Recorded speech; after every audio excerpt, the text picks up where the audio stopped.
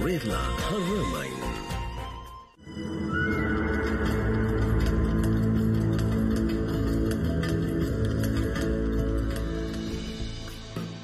Setelah peristiwa penerimaan wahyu di Gua Hira Jabal Nur yang kita ceritakan semalam, kali ini kita bergerak kepada misi dakwah Nabi SAW bermula di rumah Arqam bin Abi Al-Arqam.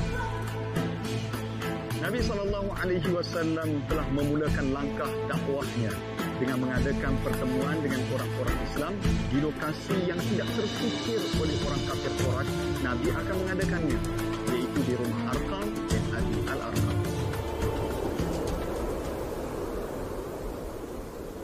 Bermulalah cabaran dakwah seorang Nabi. Pada permulaan dakwah Nabi dilakukan secara sir atau rahsia.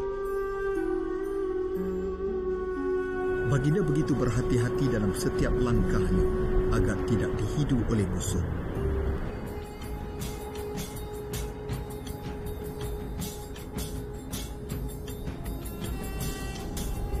Nabi mengadakan pertemuan di rumah Arqam bin Abi Al-Arqam.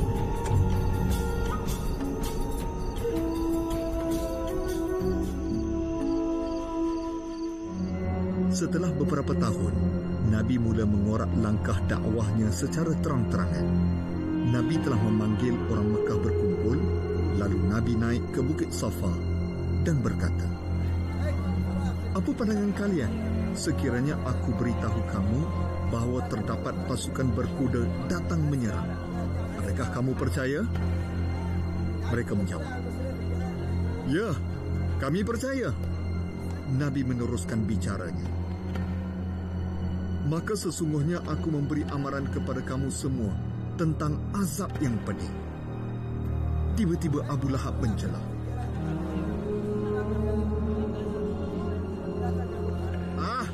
"Binasalah kamu! Adakah ini tujuan kamu memanggil kami?" Disinilah bermulanya episod seorang Nabi.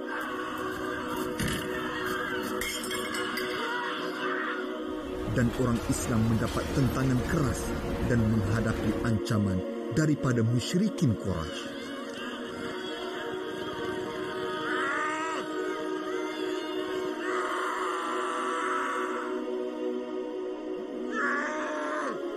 Daripada dakwah yang sembunyi, kini bermula dakwah penuh mihnah dan tribulasi.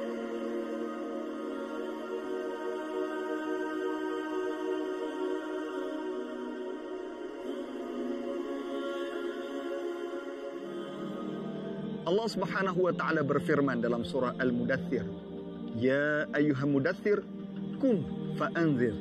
Wahai orang yang sedang berselimut, bangun, berilah peringatan. Apa yang menarik kita perhatikan daripada dakwah Nabi SAW adalah diatur dengan penuh keserakahan. Pertama dimulai dengan secara rahsia, kemudian secara terbuka. Setiap tutur kata dakwah Nabi diatur dengan penuh lembut dan santun. Inilah rahsia kejayaan dakwah. Apa yang boleh kita belajar adalah jangan sesekali kita berdakwah niat yang ikhlas tetapi keras tindakannya. Kita menghukum orang lain dan lebih berbahaya, kita menerakakan orang lain. Contohilah dakwah Nabi. Kalau bukan Nabi, siapa lagi? Dakwah itu memujuk dan dakwah itu mengajar. InsyaAllah pada esok hari kita akan kongsikan kisah sedih yang berlaku di dalam hayat baginda Nabi SAW.